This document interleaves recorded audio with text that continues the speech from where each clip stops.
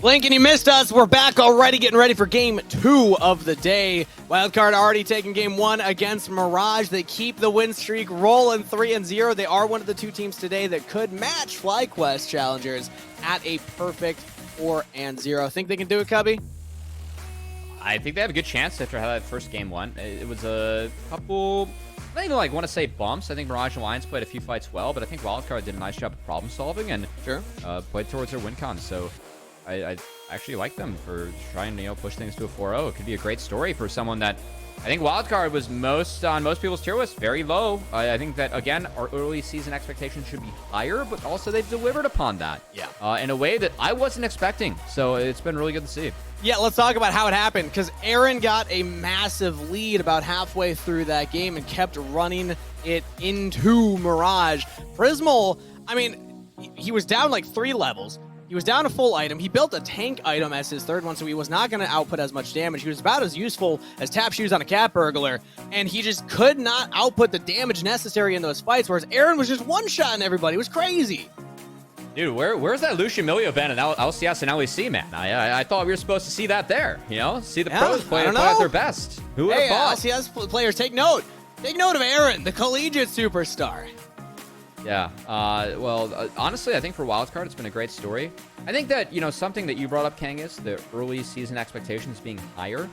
So you might need to help me or maybe correct me. I think that last summer, we had Maryville in the league, and they started off, I believe, 8-10 after the first round robin. I want to say they were around 50-50. Yeah, that sounds right to me. They struggled in the second half, but they started off pretty well. And then the second round robin, they actually really struggled. I think they were like 3-14 or 3-15 or like 4-14, something like that. And I think a lot of that, looking at that team, is that Maryville, again, they played collegiate. Summer was after CLOL finals pretty much, right? So they were getting ready for that event, as that is kind of their big event as a collegiate team. The fact they compete in Challengers League is awesome for them, but their boot camp was for CLOL, right? Yeah. So they come into Challengers League off of that, and they're winning a lot of games. And then everyone else kind of catches up with, hey, here's how we play as a team. Here's how we can figure out how to work with each other or what our team's good at, or just have the cohesion that Maryville has, and all of a sudden they start beating them. And I want to see Wildcard, and also, Maryville changed up things, so I don't think that, it's fair as a collegiate team to put them under the same spectrum. But for Wildcard, I think it is, given that the core 4, they've played together for a long time. So, where are we going with this? Are we saying, they're just going to fall off halfway through? No, I'm saying that I don't want to see them fall off halfway through. Okay. I want to see them continue this and try and improve and iterate upon themselves to be a better team and be a team that isn't like, oh, they're just strong early because they play together, right? I want to see, players like Aaron continue to step up and have games, because Aaron's someone that hasn't really impressed me in Tier 2. And the first couple weeks, he's been impressing me with Doxa, so that's a great sign. Yeah, fair enough. He'll be trying his best to cast a curse Wildcard for everybody at home. You're supposed to say the opposite of what you want to actually happen. So you should say, no, Wildcard are absolutely going to fall off, because then they probably won't, right? I've been feeling that my entire time as a caster, Oh, well, yeah. Fair enough. You're not biased enough, clearly. Well, they are up in this series, at least. Now, let's talk about Mirage. What do we want to see from them to bounce back in this best of 3? It's Fearless Draft, remember, so they can't play any of the same champs, but maybe some of the bans change. Obviously, the comps will look different. Honestly, it feels bad with this team, but I want to see just less individual mistakes. I feel like that we had, a big split. I'll give the split, fight that Stu won, credit to them. I said Stu, Wildcard won. Credit to them. Close enough. Yeah, but I like RGS getting caught was weird. I think that they don't really have an idea of how to set up things, and I feel like Alorum's actually been playing pretty well.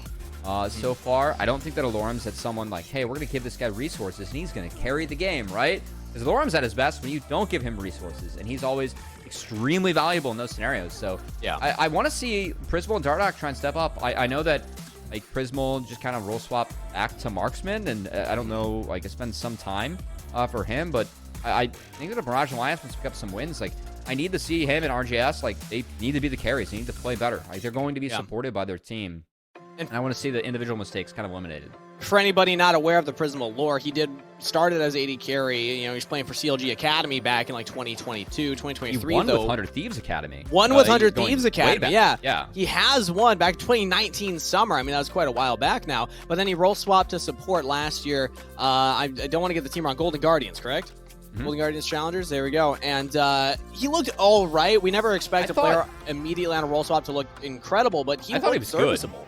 Yeah, I thought him and Array were actually good. Like Prismal for me was promising. I think I almost snuck him into like my most valuable prospect vote. He was on the edge for me. This is his first split or second split as a support, and he looked to like make plays that others didn't. Whether like his Heimer was really good, his Rakan was really good, his Nautilus was fine. Him and Array were playing a lot of like Zeri Braum and just catching engagers and defending that really well. I thought they were a decent lane, so I was kind of surprised to see Prismal go back to marksman. Obviously, this is kind of what the team needed, and I hope we see better looks from Prismal because I know he can be a strong marksman. I just want to see him really deliver upon that. But a last-minute change reminder for him going back into AD carry. We're ready for a draft here, so I want to highlight that again as we look at how they want to draft. If they opt for Prismal Dardoch as the strong side that they're going to play towards, or if they want to give more resources to Aloran, because Wildcard are the team with arguably the most recent experience together, whereas on the opposite side, Mirage would have arguably the least amount in all their roles, expectations-wise, going into the split because of the last-minute changes, bringing Will in. So yeah. Still long careers, and it's not like the players like they play these roles before. Again, I just want to see like some of the plays that kind of make me go, I want to see less of that. Let's see more. Celebrate some good plays. So like, that team tragically just lost a carry before a fight. I want to see. We didn't press Sonya's. Oh no.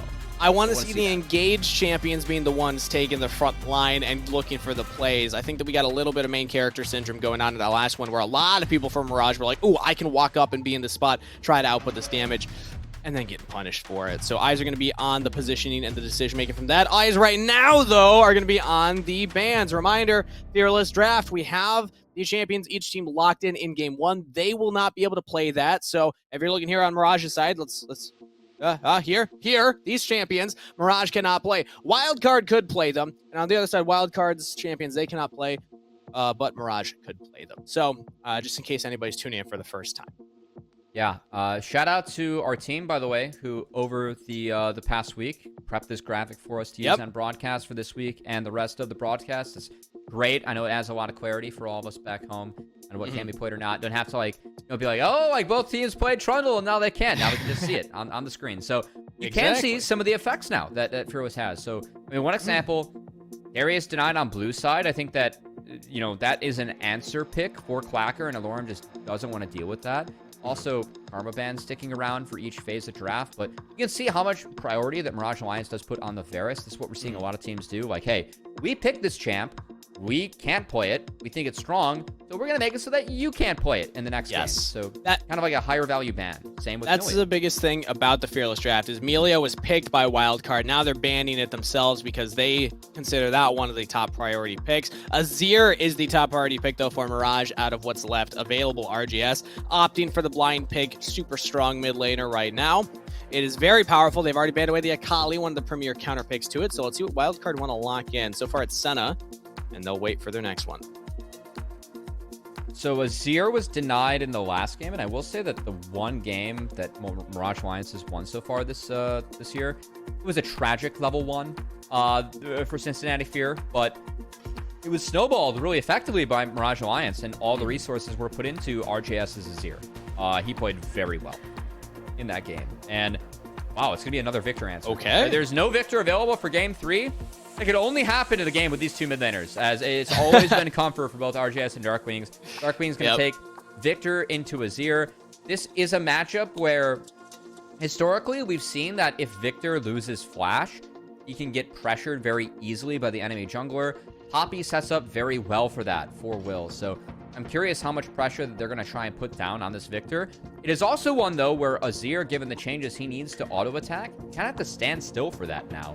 And the W from Victor and the range the poke he brings, as well as a pretty strong lane phase to try and survive Azir early on. It is an answer where you can go up in CS and kind of poke him out and poke him around in the objective setup. So see if Darkwings can do so effectively. Yeah, mid lane's going to be interesting to watch. I'm also looking at that Poppy Udyr locked in. Very tanky front line. The Poppy's very early, though, and we don't see any premier champions that you're trying to counter with that steadfast presence. So I guess this is just Will saying, I think the champion's strong enough on its own, and its presence will deny things like presumably the Viego. Well, Yeah, no, it was Will that was playing the Viego last time around. There we go. I'm caught up. The Fearless Draft there. So maybe you're just trying to preemptively remove some of those options from Winnie's champ pool, because now you don't have to ban away things like that J4, like that Viego. I think that they do need to ban the Trundle, though, because Trundle and the Poppy Udyr, frankly, is a bit of a dream. So I'd love to see them get rid of that pick. Trundle's been a pick that's really been emerging in the meta. First, it was an answer to Xin. It's an answer to Poppy, Sejuani historically. I think it's in a really good spot right now with the strength of Titanic Hydra. So that's off the board. Glad that Mirage Alliance, they know the tech on that one. That's off, no option. Curious to see if they remove the Tahm Kench, though. That's one of the more popular pairings with Senna. True. That would be a good bot lane for them. I'm also looking at something like the other jungle bans to the, or counters rather, to the Poppy. I like Lilia as one, but you already have the Victor for AP. Maybe you think that the Senna is going to be enough AD to compensate for that. But what do we like here from the side of Wildcard if they do want to lock in like a counter jungler here? I don't want to get anything with a big dash. I think the J4 is a little bit of a bait. Xin Zhao might be a bit of a bait. Oh, wow. Actually, don't deal with the Senna Ezreal. I will say that, so Doxa, he was playing top lane for Stu when they were taking second in pretty much every major collegiate tournament for the past bit. He has role swap to support. We did see him play the Senna Yasuo. I don't think that they're going to pick Yasuo given that Udyr and Poppy. That sounds terrible to play against. Yasuo. But it is something where Doxa can utilize some of the pool that he has had in the past as being a very talented assassin player mid to utilize the Senna later on in draft. And we're actually going to hold Doxa's pick as, of course, jungle is showing. Vi does have a dash that can be canceled by Poppy, but does give you that guaranteed engage and direction that they have seen be so good, as well as being a strong pick. And in Desire Rakan, I think you're fine playing Vi into that. You think so? I mean, I like the Xayah into the Vi because anytime she tries to jump in on you, you just deny it instantly. I like Vi in, like, you can buffer a zero ult with the ultimate. I think that you can at least pressure Xayah and force her to R, so like it's down for other stuff, and you deal really well with Rakan too. I really like the buy. I think that the Black Cleaver Sundered Sky is going to set up really nice, and now they're going to buff up all of the fighters that they have with the late Seraphine being locked in. I really like the Wildcard draft this game. Seraphine combo locked in for Wildcard bot lane. As of right now, it looks like Aaron is still piloting the Senna, so it will not be fasting Senna. Presumably, we don't have the double support items. Hopefully, they read the patch notes. It will be fasting Senna. If it's Senna Seraphine, it will be fasting Senna. Seraphine's going to build items. Senna, the support item on Senna is really good. They nerf Bloodsong. Doesn't matter. It's still going to be good. The reason I really like the Wildcard comp, though, is that they have so much range on Wildcard. Senna, Seraphine, Victor all outrange these folks. And then the Vi and the Cassante, we're going to buff up those two fighters with a Seraphine and a Senna behind them. We go into this really beefy front line. Vi can cut through tanks. Cassante can cut through tanks. Victor can cut through tanks. I really like this draft for Wildcard. I think that they have to just utilize the space that they're going to be able to create with these champions to slow down Mirage Alliance and try and really absorb the initial engage and dish it back to them later on in the fights. So when do you think is going to be their most powerful point in the game then? If we're favoring them overall, is this... Later on. For Wildcard, is it the whole thing later on? Okay. They've got to survive early. It's going to be full court press from Mirage Alliance. Udyr's going to have a ton of push. Azir will have some push after, depending on how Darkwings plays out the first few waves. And the Xayah Rakan will have some push as well. About what can Will get done early to try and pressure the map and snowball it from there. Game 2. Mirage Alliance versus Wildcard. Wildcard on the precipice of a 2-0 and a quick weekend for themselves. Mirage looking to pick up their second game win and potentially their first series win of the spring split for the NACL. We were talking about surviving early on for Wildcard. I want to highlight the fact red side bot lane, pretty weak. They don't have a lot of peel tools. How likely do we think the Mirage will try and set up some kind of dive within the first 5 minutes of the game? I think it's likely. So this is kind of why I said, like, you do have a lot of options. And it looks like the one it might be to get Vision down at least, as they are grouped up. I think that you have to attack bot Kangas, but also you do have the option to attack mid and then use that to bleed your pressure into bot. So, like, removing a flash from Darkwings when you do have an Azir could be really valuable because that's a really easy revisit to make as Azir Poppy. Is that combo very, very strong. And this is actually not spotted out by Wildcard. That is big for Mirage Alliance to start this one off. I think it will be spotted once you see the Xayah Rakan get back to lane. But they're giving Poppy the superstar. Poppy's not even starting on the blue, starting on the Wolves. So the plan is to take this entire quadrant. Now they're going to come behind Wildcard's lane. Oh, they're coming in to try and just start their own gank. Flash out of Aaron early on. Dox is going to try and run back to the turret. Trade of health bars. Ghost used by Prismal, but you'll take that if you are Mirage. And, I mean, look at where the wards are for Mirage right now. They'll see if Winnie comes down. They see that Winnie's on the red buff currently. That means the entire bot jungle is Will's for the taking. Yeah, the real question is, do we have any, later wards dropped by Wildcard's bot lane to try and spot Will? I do see Aaron walking up. He has warded out the Grom, so it will be full info. Now, Will dropped a great ward here that's going to spot Winnie, and Winnie's dropping the Krug, so Winnie's only a level 2 Vi. You need at least level 3 to fight the Poppy. Even with red buff, Vi will lose this. Will knows that Winnie was coming in from that angle. Easy headbutt charge into the wall. As the hammer fall as well, Winnie taking a lot of damage here, flashes away. Will takes one turret shot and says, I've done my job. Enemy jungler cannot contest for the Gromp anymore unless the bot lane comes up. That's a great map setup coming out of Mirage Alliance. They're coming. Winnie does have red buff, so he's that ward from Aaron's actually getting a lot of value right now. We're going to fight for this. Both junglers have Smite. Who gets it? Flash forward from Will. When he does get it, hits level 3. We're diving between the turrets. Mirage are just going crazy right now, getting real aggressive in this bot jungle quadrant. Aaron's still level 1. They do kind of have to play like this, though. Again, like, you have full push from these lanes, and if you aren't able to get to, 2 items as Wildcard undeterred, this comp will outscale. Like, the Sen of Seraphim's too much to deal with, and, I mean, even with, like, the early set of plays, I think Mirage Alliance is still behind on the map, Angus. Like, the respawn Raptors about mid? should be good. Okay, well, mid. Alarm going for a gank here as the Udyr. Darkwings has no idea this is happening.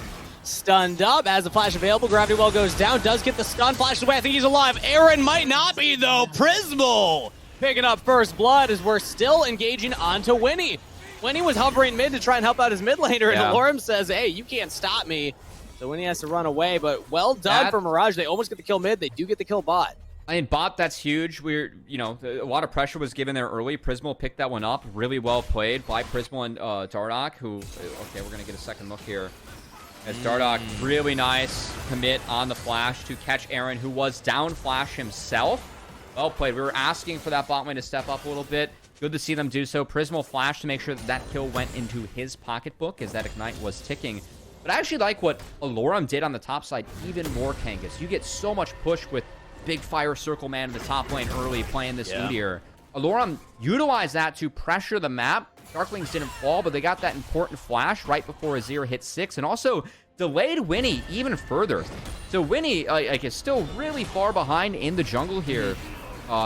He was able to pick up the respawn Raptors, but he wasn't even able to get into the river to take that crab, fearing the strength that RGS and Alorum have on that side of the map right now. Meanwhile, Will has his entire top jungle to clear, so he's going to be well ahead once he clears these out. He can look for those grubs. You have the Udyr, who's, like you said, big fire circle man. He's going to be creating that priority in lane for you. So, Raj, solid early start. Got to give my shout-outs to the LCK crew when they come up with good stuff.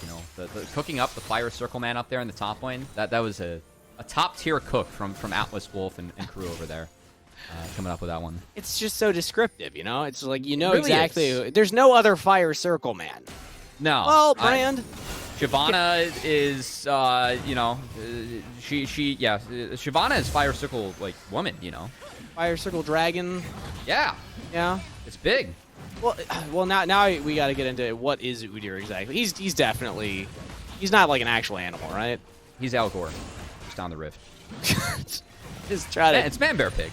Yeah, do the best for, Now we're going to get out of this. Here's the grubbies on the screen as Will is starting those ones up. Kangas, perfect time for a pause. Get out of this, and now we're pause? Perfect time for a pause. There we go. Okay, so we talked about how the jungle pathing was affecting that. We expected that to happen any moment there. Will is on the grubs. We're going to wait for confirmation as to what the point of the pause is or what the purpose of the pause is. We'll update you as we have that. But for right now, let's just double down on what we've been talking about. Mirage are very ahead in this early game. Maybe it's expected because you're saying Wildcard, they want to scale anyway with their composition. For me, it's expected, but I want to credit Mirage Alliance. I think that getting that kill on the Prismal bot, that's a little bit ahead of where I'd expect in terms of getting ahead. And they've set Winnie behind a very good amount. So I think that where Mirage Alliance are at in the game, you know, they're getting the first grubs. They do have a lot of push in this comp. They want to end games quickly. Ideally, I think they want to get grubs plus dragon.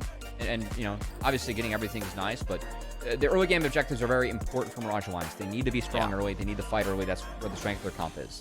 They have a pushing top lane, and they have a strong bot lane that just got a 2v2 kill earlier on. So theoretically, they should be able to control these early objectives. For a wild card, if they can sneak even one of them, that's huge for their chances of still continuing that scaling. Because I don't know about you, do you have an opinion on what's more powerful right now, the grubs or the dragons? Because personally, I've been leaning more dragon side. If you could stack those and get to that soul, I consider it a bigger win condition than going for the grubs early. This is like really the question of preseason, you know, like grubs or drag. I will give the cop-out answer of saying that it is comp dependent. So I think that is every color caster's dream is to just not give an answer. Now, my flat answer is I agree with you. I prefer the dragons. But I think in this game, there is some power to the grubs. First off, you got to close out a game quickly.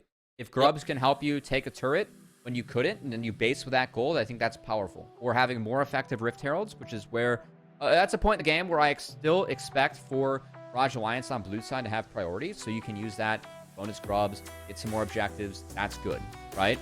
That said, I'd still like, if you can get yourself closer to a soul and like get soul, that's valuable. And also taking the early dragons, if you aren't able to do that as Mirage Alliance, then that's a fight where maybe you can wait to fight at like 28 minutes instead of 23 minutes later in the game. If you are, you know, wildcard, the scaling comp, and that's really valuable. It is comp dependent. I think that taking grubs where it's at in the game right now is actually really good for Mirage Alliance, because I don't know if Winnie can actually answer with the dragon on the bot side. So regardless, I think they might take an objective for free. Yeah, so it's strong. Well, I'm hearing an update from production that one of the players is having internet issues right now. A reminder, this is Challengers League. Players are playing from home and their own setups, so sometimes these types of things will happen. Hopefully it's a quick fix, though, and we're able to get back into the game. Too, exactly. Honestly, I feel like I'm cursed at this point. I had 2 pauses per game yesterday. Flowers comes in and has no pauses. Does that mean the second series today is going to have no pauses? Maybe. You know, it really tested you in terms of the pauses. You know, that's where you can really show off a caster's chops. And now, you know, we're I actually had just stuff pausing. planned for the pauses. I don't have my backpack. I think it's downstairs. I had brought stuff in case pauses happen, because I know that they were happening a lot of LCS. I had a little thumb wrestling arena that I was going to pull out and have thumb wrestle Kobe, but we never got around to it. And now I can't show it off, so you just have to really visualize it. Maybe I can like pull up a picture and then show it to everybody through virtual cam. You know, you thought that you were just going to get a day off here on Challengers League. You know, I know. You dress like it was the No, day not off. yet. I'm not ready yet, production. Give me a moment to pull it up. What is going on? What are we doing here? All right, here, wait. It's going to take me at least another, like, 3 seconds. Okay, so you have to visualize what you're creating. Well, I wanted to show everybody what I'm talking about, so I don't just sound like a crazy person. Maybe. All right, I'm in OBS. I'm looking at display capture. Pull up display capture. All right, here we go. Boom. Now we can show. It's like one of these things, right? I don't know what website I'm going to. This is really dangerous live on broadcast. Yeah, I don't know if anybody can see that. Oh, wow. There we go. So one of those things. Imagine doing that right now. We could do that digitally. That's one way to get close to a loved one, you know? Just to have a thumb wrestling arena. It's hilarious. I mean, look at this thing. Like, there's no way this is practical for actual thumb wrestling. I don't ever know how Rock'em Sock'em took off if this existed, you know? How was Rock'em Sock'em so popular if we had thumb wrestling arenas our whole entire lives? So one thing, I don't, this is just going to be me randomly saying information because we're waiting and filling time for us to get back into the game. I compete in arm wrestling, and it is possible to injure yourself. Don't just start arm wrestling at home, everybody. But it makes me wonder, can you injure yourself thumb wrestling? You have to be able to, right? Like, somebody's got to... I mean... That sounds awful. I've injured myself gaming before, so I feel like anything's popular. Or anything's possible, you know? Alive here. Now Darkwings and RJS trading ultimates against each other, and looks like Will is running away from the Grubbies. Wildcard only give him one of them, or rather 2 of them. There's one left. It's not bad. So we've seen, you know, a lot of things evolving early season. One is grub meta. There is a little bit of a grub meta. We have seen some junglers actually just take one and leave it, because then you can kind of deny the super stack. Winnie, like, this isn't a super valuable one for him because no matter what, Wildcard can't get the 5 or 6 that a lot of teams are scared of right now. But grubs do give a decent amount of XP, so when he's actually going to take that, ding a level, going to hit his respawn camps on the top side, and Winnie will be in an okay spot after this, but he will not be able to get out on the map for the next couple, like, I'd say next, you know, 60, 90 seconds. So I would love to see Will take this dragon. He's on it right now. Look at that. Yeah. Asking you shall receive, Cubby. Will is thinking the exact same thing you are. He'll even drop a ward just in case anybody comes to try and contest. But we see it from our point of view. Nobody will contest, so Mirage will get another objective. Yeah, and this is a continuation of the nice early game here for Mirage Alliance. As, you know, they got a couple grubs. They still have the chance to get 5 on the board later, which Udyr can really open up given the push that he has. I think Wildcard's okay taking this train. They know that they can't fight this dragon given the strength of bot lanes at the moment, and this kind of gets Winnie back in the game as he's taking his top camps during this. But I think it's really good that Mirage Alliance hit this timer, and Will's not done. He's going to utilize the power that his bot lane has to try and get up in the face of Winnie and take a couple of his camps while he's farming top. Yeah, let's see if he goes for the Wolves as well. That would be very ambitious, or even the Gromp. I think he's just going to get the buff. That's fine, though. He could look for bot dive after this. I would love to see that. It's after 5 minutes, but when I look at a Rakan and a Poppy, I see 2 champions that are great at engaging onto Seraphine Senna. They don't have a lot of defensive tools to prevent that dive from happening, but he's instead just going to go for the Grump. I'd love if we could actually look, because Winnie will spot him out here any second. We're going to have action on the bot side in a second. Yeah, level 6 for just Winnie. ding 6. That could be That's big. huge. Will doesn't get 6. Okay, Will just got it too. But Winnie knows that Will was down here. Wave's pushing in. Does Will see Winnie? We're going for the play. Engaging, flashing past onto Doc, so we got the one. And that is enough. Mirage, get away with the dive. Winnie was right there, but not close enough to make action happen for his team. Yeah, Doxa did have that flash, so if he's able to react to the Poppy once she starts the E, it's doable. Doxa wasn't able to get out in time. If he flashes that, then maybe there's a play. Not the case. Yeah, not going to be it for Wildcard. Winnie will instead hover mid. Now remember, he does still have ultimate. Will didn't have to use flash right there. I actually thought he did to get the gap closed, but it was actually just Aaron flashing past instead, as we now all know who was having the internet issues there on the overlay. We're just not going to talk about it. It's Darkwing's game 1, you know. If we're not, then Pris will get out. We got to keep everything even. All right, no caster bias here. Hey, at least we're trading team for team. Who's got the internet issues? That way, it's totally fair. You know, not only one of them struggling. But Aaron without summoner spells is going to be rough for them bot side. I actually wouldn't mind a repeat gank from Will, considering nobody had to burn their summoners. I just like to throw out there that if we get an ISP sponsorship, we will always love the internet no matter what. And then when it gets fixed, we can celebrate it. You know. Yeah. We're shilling on the NACL. Speaking of shilling, oh, hold on. Here it is. RGS shilling for his jungler as Will jump onto Darkwings. Flash is available. He won't even try and use it. RJS picks up the kill. A reaction from Darkwings on the flash. He ends up going down. Also, if you know you like what you see here on the Challengers League stream, keep in mind that a sub or a prime goes straight towards the players. And I'll have a stat for that later on some of the impact it makes on some of the teams. As look, RGS, that's an easy one. Didn't even have to queue. Yeah, you know what? Stunned up. Who cares? I never knew that interaction existed. That the Poppy headbutt lands into the Azir wall. That's pretty slick.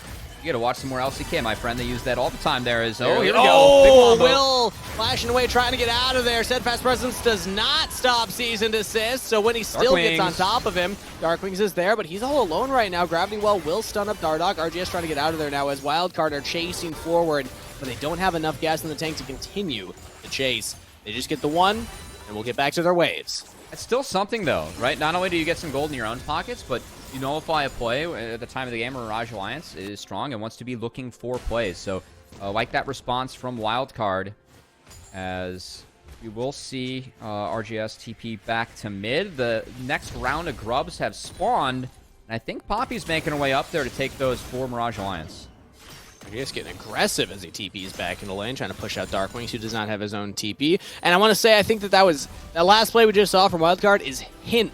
of what their composition will do even more of later in the game. If they can kite back and you're trying to engage into them, it's very dangerous. They have a lot of disengaged tools. They're not even up in gold right now. Dardoch going very aggressive right now as when he is hanging around. He gets straight on to Prismal, who ulted early. Aaron goes down as RJS joined in. Now Dox is moving forward, and it's disaster for Wildcard. Double kill to RJS. Mirage cleaning up the kills and the objectives. Keep in mind, they were on grubs the whole time. They get a 2-for-1. Prismal able to flash forward and contribute. Both kills, though, go over to RGS, and Wildcard, they can't look for that play at that time. Darkwings is in base. He was forced out by RGS. He had to respond. He had a Ludens complete in base. Just let that go. Like, RGS is... It's so easy for blue side mid-laners to actually go attack the bot side. RGS, he had the wave already. He had the move. Wildcard needs to drop that. Aaron overstaying. That's an unforced error by Wildcard. Good punish from Mirage Alliance, and one that, again, they need gold. They need to lead early. 2K gold is significant. So Mirage Alliance continuing to do what they need to in this comp. Ooh, good shuffle there from RJS. Getting Winnie as well. Cease and desist is not off cooldown yet when he jumps forward, but Dardoch's there. We keep fighting, though. That cooldown will come up. I'm looking at it in the corner when he has it now, but will not dive RJS. Wildcard trying to make a play onto the Azir before he can back and spend all that money from the double kill. Keep in mind that he has not purchased yet, and now we're on the Dragon. Yeah, this is a little bit risky. RJS, of course, isn't really here. Seraphine can top people off. They're going for Prismal. Oh, jumping onto Prismal. He doesn't have the ultimate anymore. No flash either. We got him. Wildcard claimed the enemy AD carry, and they flash away from Dardoch's engage. Aaron's in trouble, though. Alorm teleported down. The Udyr has joined the fight, and 2 kills picked up for Mirage. Quacker. We have a full retreat coming in from Doxa, full retreat coming from Winnie. It's just Quacker in a 1v4 scenario. He is a Cassante, but I don't think he's got enough in the tank to actually make this work. Maybe Doxa can help him out here. Quacker will jump away. He's tanky enough to not die, but doesn't have the damage to trade a kill. Great TP from Alorm. I think Alorm's having a really good series here, as the 2 moments that he has left top lane on the Udyr, he's had a significant impact in this game. First, it was mid getting the Darkwing's flash that turned into more kills for mid. This time, it's a great TP to attack Wildcard, who had a fantastic angle to start off on that fight on Prismal. So Xayah ult cooldown early on is very long. When he was able to find the window to attack that, but look at how much damage Alorm was doing at that angle as the Udyr. And then Cassante comes in. He tries to take Alorm with him as Alorm was low, but he's Udyr, man. He's chilling. He just stuns him, walks away. Everything's fine. Got a lot of armor as well. Will flashing over the wall, trying to get onto Winnie. Teleport coming in, though.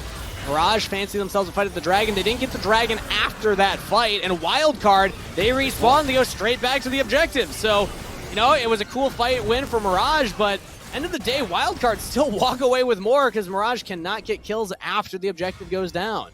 It is a 3K gold lead for Mirage Alliance. I gotta say, I don't really know the grub counter, as I think that... I believe it was 2-1, because when he was able to pick up one of them, Will got 2. But we have a Rift Herald up now. So it will be Rift. We'll see how many grubs spawn when this crashes, but they weren't able to actually complete that because they were trying to contest the Dragon. That said, off the back half, Mirage Alliance will still be able to take down Shelly, who will bring a lot of strength. It pretty much just guarantees a turret at this point if he pushes the team. Yeah, and I mean, top lane is looking juicy, bot lane as well. I don't know if mid's taken any damage yet, so that's probably not going to be the focus, but we're past the point where we have the plates, so they go down a little bit faster. As Quacker finds himself now against Prismal and Dardoch, of all lane opponents here. Mirage sending their bot lane top to get more prio for that objective, and it will be claimed by Will. That purple shield isn't too useful in that lane. Going up against the Xayah, as Alorm will take a little bit of a trade. Again, Victor has some strength in the lanes and can deal with these melee picks. Talked about him in the Olaf in the past. Going up against something like Udyr as well, you can just clear the wave and kind of run away from Udyr with those empowered Qs. So I think Victor will be okay. Especially when Udyr only has armor, but we're actually making the play top side here. As Mirage, we're fancying an invade to try and take away the Krugs, but there's no Krugs to be taken away. Wildcard send up their bot lane to answer, and we'll get the camps for Winnie, as mid lane's still pushing in. So the lane assignment's a little janky right now. Quacker's got Aaron in his back pocket, as Mirage are trying to engage onto the tankiest member of Wildcard. We do have Aaron here. As I'm with you, things a little bit janky. I like the fact you bring that up, Kangas, because I think the biggest victor out of this is just RGS. He's sitting at 3-0, and keep in mind, RGS... And he's playing Azir. Yeah, the one win Mirage Alliance had, RGS was destroying Azir. He played really well in that game, and with the map, so many people being top, this handshake bot. It's enabled RGS to go up against a Seraphine that's down in levels. And he's been able to push for free, chunk the turret a little bit, and get more farm to his name. Whacker looking for someone to Prismal right there. They ghost out of Xayah, but that's about it. As ooh, okay. But Darkwing still gets his back off. Has teleport available. Will engaging top side. Will Darkwing's teleport in up there? No. Just the encore thrown out by Doxa. Doesn't land on anybody. We're just teasing the idea of an engage. There's really nothing to fight over. 2.5 minutes for Dragon. Herald's already been claimed. And actually bot lane, the big recipient of all this action because Alorem has some free time down there to take the turret. Well, he went for the base cancel, but I take the turret instead of that, you know? Yeah. Just, I think it's fine as Darkwing's actually seesawing a little bit. He's going to pick up bot lane. Wildcard not quite as clean on the rotations this game as they were in the past, and because of that, this gold lead has extended to 4K and change as this turret will fall. That's the last outer down. Talked a lot about how Mirage Alliance need to keep on hitting these timers and windows to push this game forward, and they've done so successfully so far, Kankus. That's 4.5, now 4.3, but where is the gold? I'd love to take a look at the gold breakdown for the champions to see who the big threats are. As we look at the items, seeming like Prismal is the one ahead. He's 70 CS up over Doxa right now, even though Doxa had some of those kills. Yeah, at the top of the board right there, it is Prismal and RGS. So the key carries on Mirage are the ones with the money in their pockets. And this really is the spot that Mirage Alliance needs to be in. I think that for Wildcard, again, like 2-3 items, you kind of get some levels on the Seraphine, put some more points in W, and that's where things start to feel really good. Then a Seraphine will still scale really nicely in this game. So I think Wildcard just needs to continue to steady the storm, and that really, I don't know if they're going to fight this next dragon or not. I'm kind of curious to see how they decide to play this one. If I'm in Wildcard shoes, I would drop this and just try and get whatever you can elsewhere. It's really hard to get anything into Udyr. So again, I really like what Alorem's doing right now, just keeping that wave in, doing everything he can he's getting to keep hunted. himself safe. When he's here, Aaron's here, Dox is coming up too. Oh, he's just running away! Pops the ghost, cease and desist is there. Follow up with the encore. Do they have the damage? He just takes so little. That took a while, but Quacker will pick up the kill. No, I liked what he was doing, and since you know, we're just gonna try and get top end deep. Wildcard, they sent 4 early. This is really them trying to force something because at the moment it's worth it for Mirage Alliance. We're 10 seconds away from this dragon spawning. We're gonna get 2 Shelly crashes, including the top inner turret they got for themselves. And Wildcard, again, have no chance to contest this Drake. So it was dropped, so they went for the play on the Udyr. Dardoch wants this. Oh, what a root from Doxa right there. I don't even know if he was aiming for Dardoch. He gets them all the same. Now Will throws out the ultimate. Poppy's in retreat mode. We don't have Alorem yet. Okay, he's now respawned and teleporting in, so Mirage will have the 5v5. This would be bold. Yeah. No ultimate on Prismal. He does have the flash, though. Okay, they get the dragon. It's fine. I will say that I think the Alorem TP, while it might look unnecessary, that is really how important this dragon is for Mirage Alliance. I think Alorem TPing there, like, did he need to? No. But if they lose that dragon, does the game get, like, really hard for Mirage Alliance? I think so. So I think that's why we kind of saw Alorem just make sure that they picked that one up. But still for Wildcard, how much more can they lose at this point? Like, they're down 4K gold. I want to see Mirage Alliance try and cook the Baron. You have a lot of DPS between Xayah and Azir. I know Baron's higher health this year. Force Baron. Force Wildcard to fight you now, because time is not their friend. I really think they can like push the pace at the moment.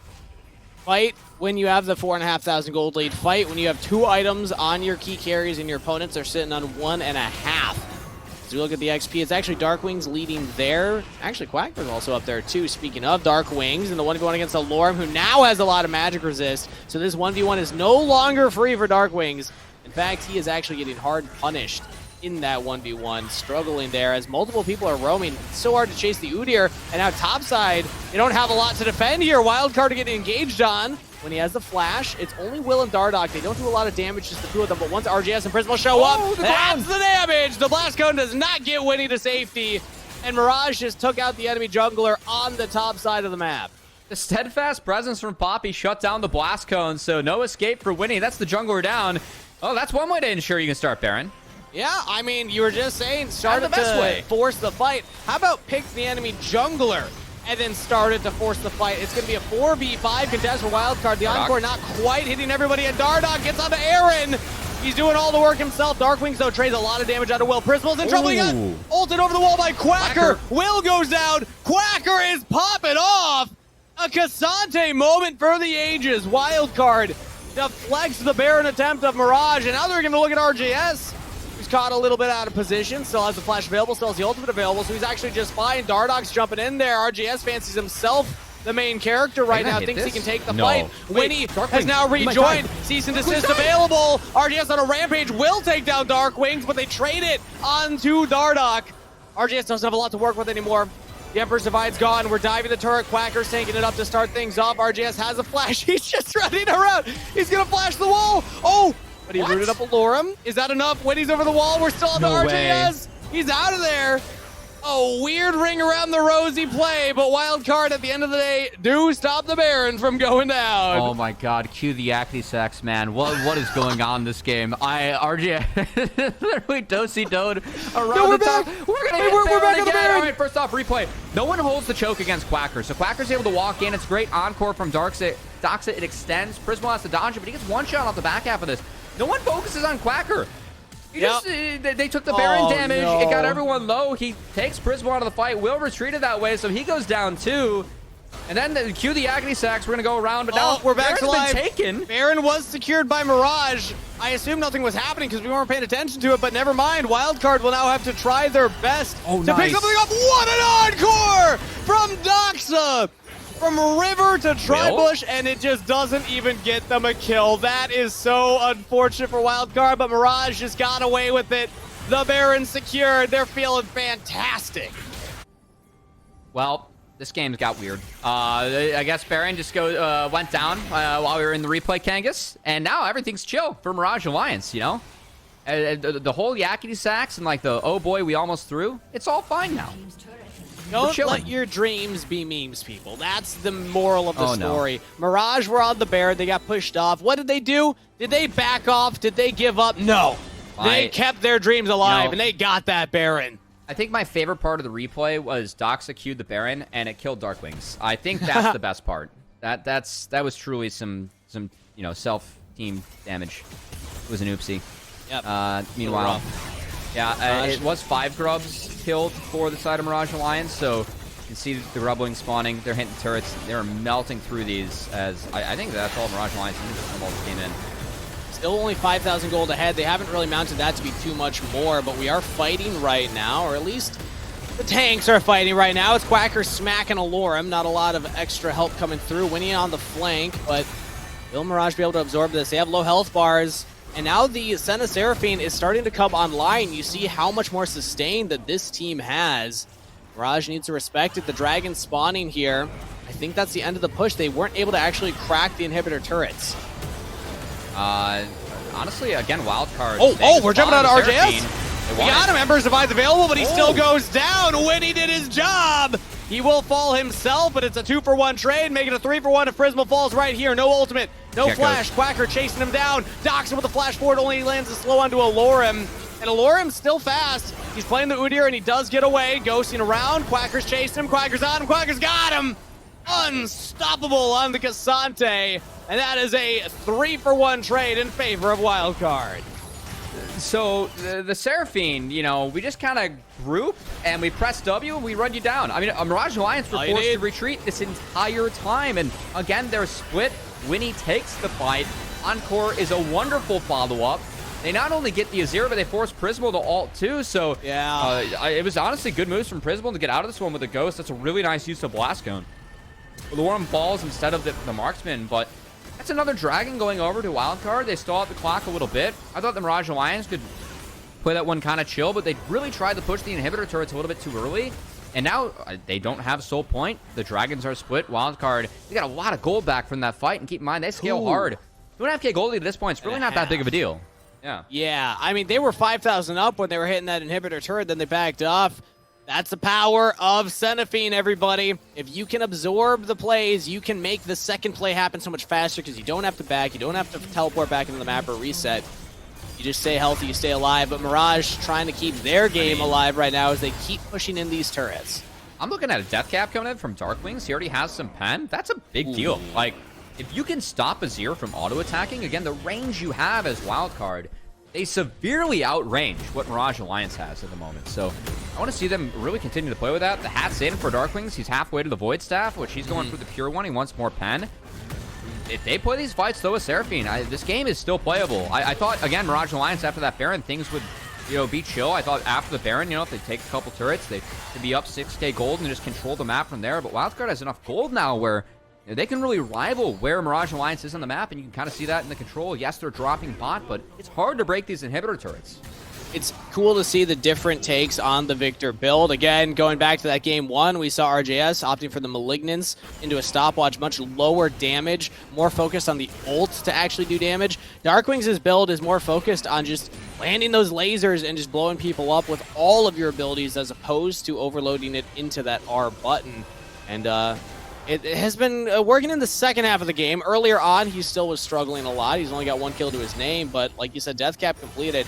He's going to be hurting a lot now, and Mirage need to respect that. We see the second Magic Resist item picked up by Alorem. I think he realizes, I need to survive Victor Seraphine more than anything else. Yeah, Panic Rooker is now coming in. I will say that a lot of people have been talking about, sitting on the bombies and finishing other items first. I do somewhat agree with that, as I think the value you get from stuff like Panic Rooker is a little bit too much. The Clacker is going to have to force the W out, and mid-prio still sits in. There's that value. He didn't take any damage because he's got the Panic Rooker. That's not bad. Mid-prio still sits in the hands of Mirage Alliance, but Wildcard, any mistakes made by Mirage Alliance now is going to be tough. And this Baron, I gotta say, with this pit, I want to see them at least try and hold the choke and prevent Quacker from getting that far forward again. That was a huge problem the first time they hit the Baron. And I think it's really important that with this next one, they tried to do a better job of marking Wildcard and not letting them just walk in. I'm very scared for Wildcard right now. Look where Dardoch is. He's on a deep flank. Dardoch's going to look for the engage. They have teleport on Alorem. Dardoch's actually spotted out, though. And the ultimate from the Poppy doesn't land onto anybody. Dardoch gets back to the team. He doesn't actually get a meaningful engage, so Wildcard absorb it. Alorem did not get a flank TP in, instead opting to TP to where his team already was. This is huge for Wildcard. This is ideal scenario because they can just sustain up with the Seraphine, with the Senna. Mirage cannot. Mirage need to make something happen right here, right now. They're jumping onto Winnie. Prismal taking damage over the Raptor Pit wall. As Alorem's still full health here, he's going to be the front line for Mirage. He's got to absorb a lot of damage. Flash over the wall from Winnie. They jumped onto RJS. Ember's Divide available. He flashes away, throws it out. He's going to go down. Barely lives. Aaron doesn't have the damage to take him out, but the rest of the team's not doing too much better. Alorem is frontlining, but he's got no damage behind him as everybody bailed out of there. And Wildcard again, still nobody below half health. The Seraphine, the Senna, they're just too healthy.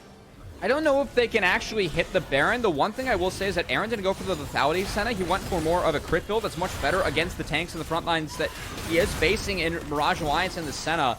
Also better for Baron DPS, so it might actually be an option for Wildcard, but they don't want it at the moment. And Aaron's going to heal to make sure he doesn't get bonked into a wall by the Poppy. Wildcard retreat. Teleport from RJS keeps Mirage on the map. They have low health bars. Okay, really low health bars for Will. As Alorem also could be in trouble here, rooted up. He's fine, gonna run away. Doesn't have his teleport anymore. Obviously, Will doesn't have it. RGS, you can't be up there. Jumps away from Quacker. Mirage are playing on an edge that is so stressful to watch. But they are holding the line for right now. They have to go for resets. There's a window here for Wildcard. Yeah. And that's the thing, you don't have to reset the Seraphine comp. And now we're gonna base on a ward. Dardoch! Okay. Alrighty. Dead. That's a decision made in the video game known as League of Legends. And Wildcard will say, thanks for doing that. We'll get the free kill and go for the Baron. Dragon spawning, it could be Soul Point. They don't care. They're going to stick with the Seraphine stack. And, we just watched Mirage Alliance try and fistfight Wildcard for 2 minutes. You're going up against the Seraphine, man. You can't get through the health bars. You got to make a clean engage or nothing. They refuse to reset. They refuse to back down. Now they're just going to lose Baron. It started with the flank from Dardoch deep around enemy territory, but he was spotted. Wildcard jumped on top of him, and Alorem's teleport was not on a flank either.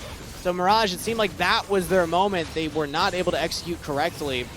get punished for it. At least they'll get that dragon, so they're on soul point themselves.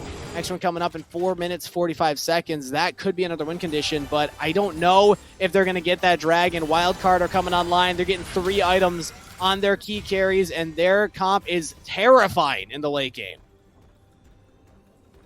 Oh, man. I felt like, again, Mirage Alliance did so many things good in the early game to get a lead, to, like, get to this position. But just trying to put the pieces together in the end, they have to be more disciplined about basing and resetting and then trying to find engages that are more succinct. Like, I can see Dardoch looking for angles. I think that is correct, but he has to go in where, like, his DPS can follow up. Everyone's range gated. These engages have to be clean, or else this is what happens. You just get the lead on Senna Seraphine, and everything's chill, man. So that's really where we're at. You can see Wildcard, they're just going to play the 4-1, try and collapse into the Quacker lane as they continue to contest mid. And with Baron, that should be enough to make sure that these creeps can actually hit the turret, and it's going to be a lot of gold going over to Wildcard's pockets, giving all the structures that have been standing for them to take.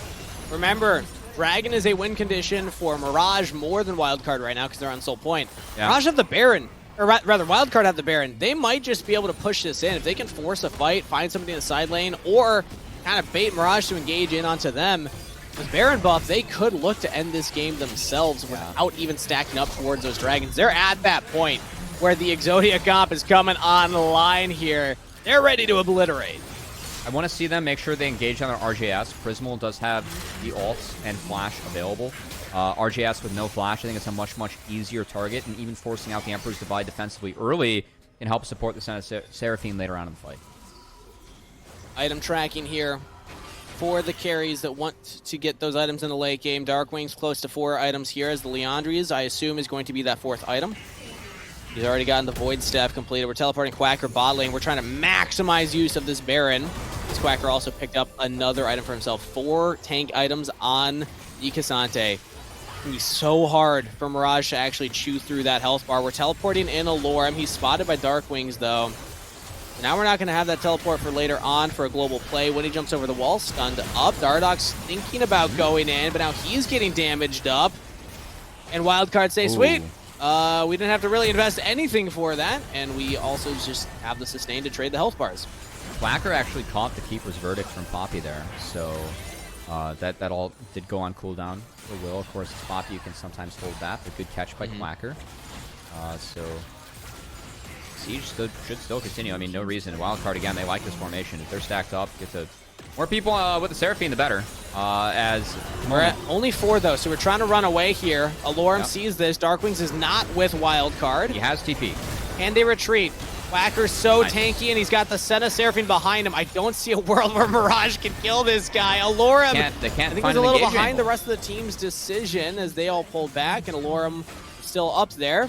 The whole time, Darkwings, he had the teleport. He didn't need to use it. I mean, there's nobody on the Victor. We see all 4 members of Mirage, so he'll take the turret mid lane. And now he's got to get out of there. Flash from Will, trying to get in range of the heroic charge. He jumps onto Darkwings, but the gravity well's there. Will doesn't get the stun in the wall. And now Wildcard still get the bot turret. Mirage getting run around the rift right now. Oh, the Yakety sacks somehow still continue, Kangas. I thought it was just the RGS play Did around it stop? Baron. It never stopped. It's Challengers, you know, we're still here. As unfortunately, no one can really catch up to, still can't catch up. We're still calculated in this. No one can catch up to the Senna Seraphine comp, and if angles are not able to be found by Mirage Alliance, again, like when Dardoch was going in and finding those angles, the angle was good. It was just too early, right? They needed to find the angle and have it be the right time. And if not, then they're going to have to deal with the wrath of this 4-item Victor that just wrapped up with Leandri's. That's going to feel really good against Udyr plus Poppy. And the ability for Wildcard to hold the line in these comps and in these fights, it's hard for Mirage Alliance at this point, man. This is why we talked about how important it was for them to win early. I'm going to say it right now, front to back does not work for Mirage Alliance's comp into Wildcard. They need to find a different avenue to get onto Aaron, to get onto Doxa. Heck, the front does not work. Nope. The stoic Kangas giving us the info that we need, you know. No dancing around things with this guy. In case anybody hadn't seen the last 5 plays happen. Oh, they're trying to get onto Winnie, but again, the sustain is just so strong. He locks down Dardoch. He is traded. That's good for Mirage.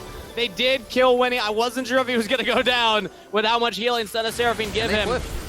That's not too bad because Will now still has Smite available. Dragon has spawned. This is the Dragon Soul. This is Mirage's window. Wildcard can't hit this while when he's down. Mirage Alliance could fish. Now, it's really hard for them to fish. They had a higher value member up, as they have a jungler over a support, as those are the two members in the gray screen for each team. Will has been spotted. Wildcard doing a nice job of marking their flanks. Either flank from Will or an engage from RJS. It's got to be one of those two. As Will actually throws away the front line. Now Darkwings is in trouble. He went into the pit. And with Cassante not there anymore, he's got to flash the wall. That's big. Still alive, though. That's not too bad. But Dragon Soul secured for Mirage. Quacker's re-engaging. Lauren's taking a lot of damage. All out onto Prismal. Prismal's going to go down. Quacker with the shutdown on the enemy AD carry. Aaron kills the Lauren. RJS goes down. They got the Dragon Soul. But at what cost? Dox is just TPing down there. Oh, Dardock's not going to be enough of a threat. Will's coming around there. You got to be careful. Oh, he sidesteps the engage from Dardock. He wants the wave. He wants the wave. Another teleport coming in. Dardock wants to kill that wave. Will's there, but now Darkwings has shown up. Will just has no magic resist to speak of. Actually, now that I look at it, he's got a couple, but their penetration from Darkwings is too much anyway. I think this is just the end of the game. That's it. They have the minion waves. They have the scaling composition. They did not need that Dragon Soul. Wildcard just needed their items to come online, and they will take a swift 2-0 over Mirage.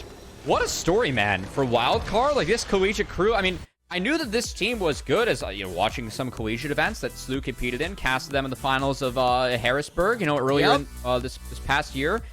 But for them to start off 4-0 in Challengers, no one had this on their bingo list. These guys were consistently counted out.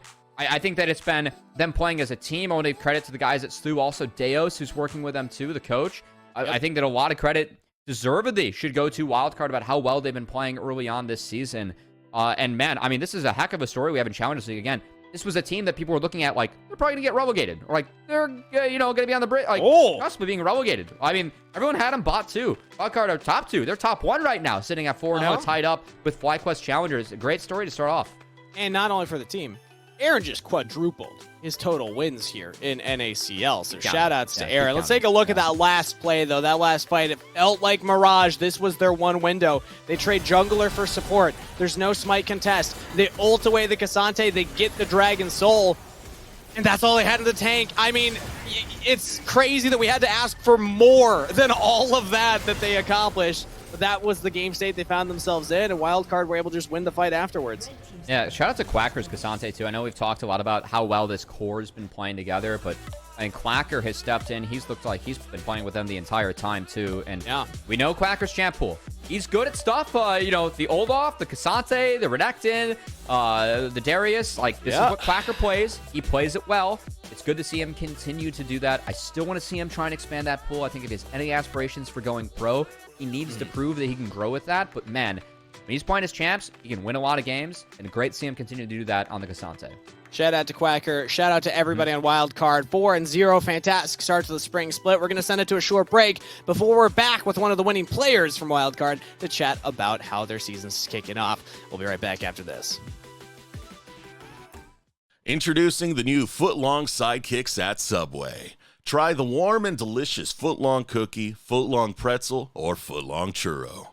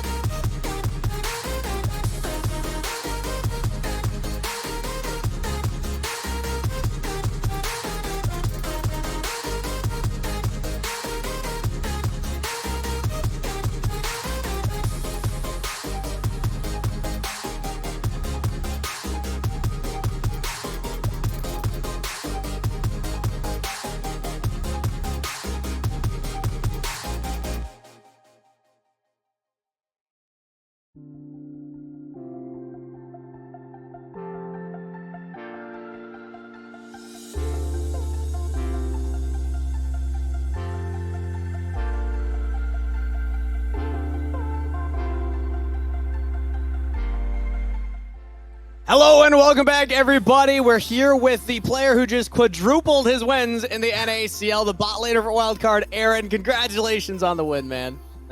Thank you.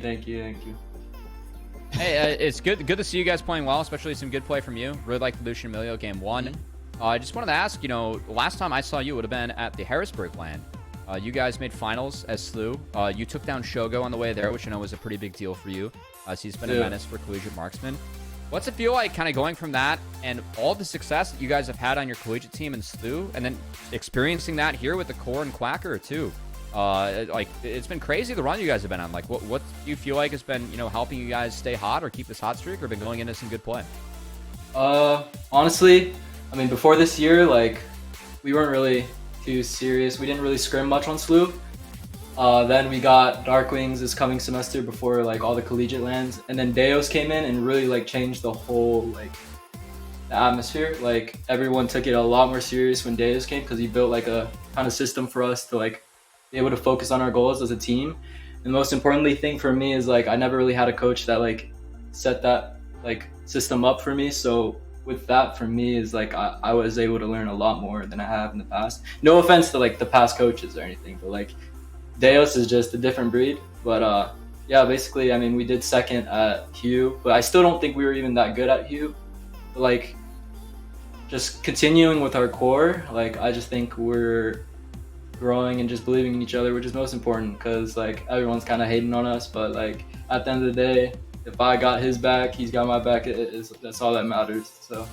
Yeah. I'm happy you bring up the hate that the team's receiving because I want to call out somebody on this broadcast. Right before we sent it to the break to bring you on, Cubby was like, people were saying this is a team that could get relegated.